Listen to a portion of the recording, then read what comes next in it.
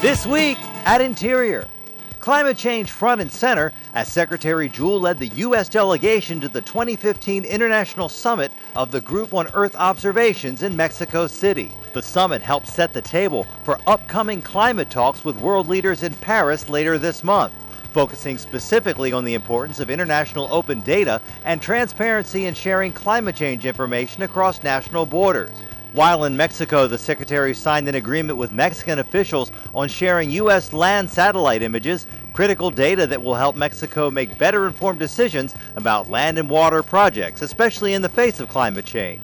Find out more at DOI.gov.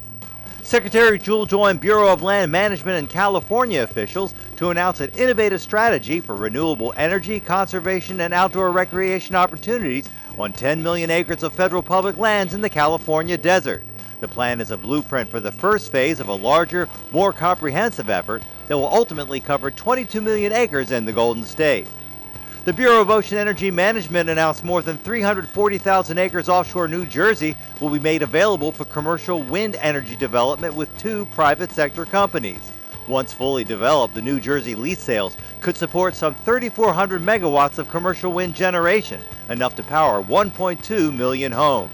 This week, Interior shared a list of 9 species threatened by long-term climate change. That list includes the cold weather moose, once abundant in the northern U.S. and Canada, now threatened by milder winters and less snow, which forces herds further north.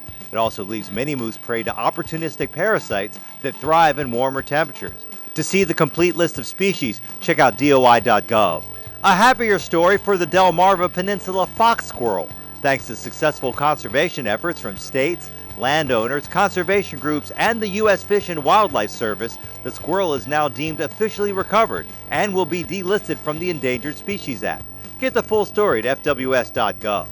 A new award will recognize individuals and organizations that help promote resilience and reduce impacts in the face of climate change. The Climate Adaptation Leadership Award for Natural Resources will spotlight tools and actions that are making a difference now and serve as a source of inspiration for others. DOI.gov has the full story. Secretary Jewell joined Verizon and Microsoft officials in Arizona this week to announce a new partnership providing more than 1,000 Native American students with wireless tablets and high-speed wireless internet. The partnership is part of President Obama's Gen I initiative, which is set up to remove barriers to Native youth success, and the Department of Education's Connect Ed program, designed to provide more students with access to the internet. With the new Every Kid in a Park Pass, 4th graders and their families can get free admission to national parks, refuges, and other federal lands. But what about kids and families who lack transportation to a park? Deputy Secretary Mike Connor joined musician, waterman, and conservationist Jack Johnson in Hawaii to announce that his foundation will fund $100,000 in field trip grants in an effort to reach all of the state's 17,000 4th graders.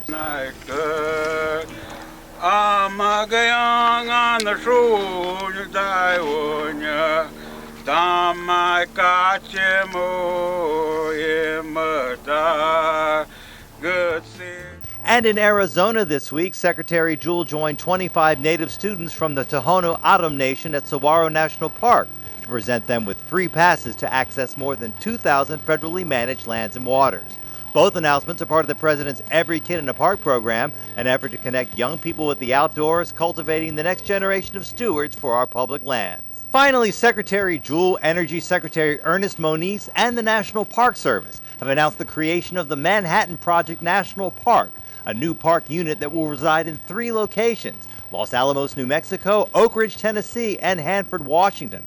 The park will tell the story of the people, events, science, and engineering that led to the creation of the atomic bomb, the role these weapons played in World War II, and how the role of the U.S. has evolved during the nuclear age. That's This Week at Interior.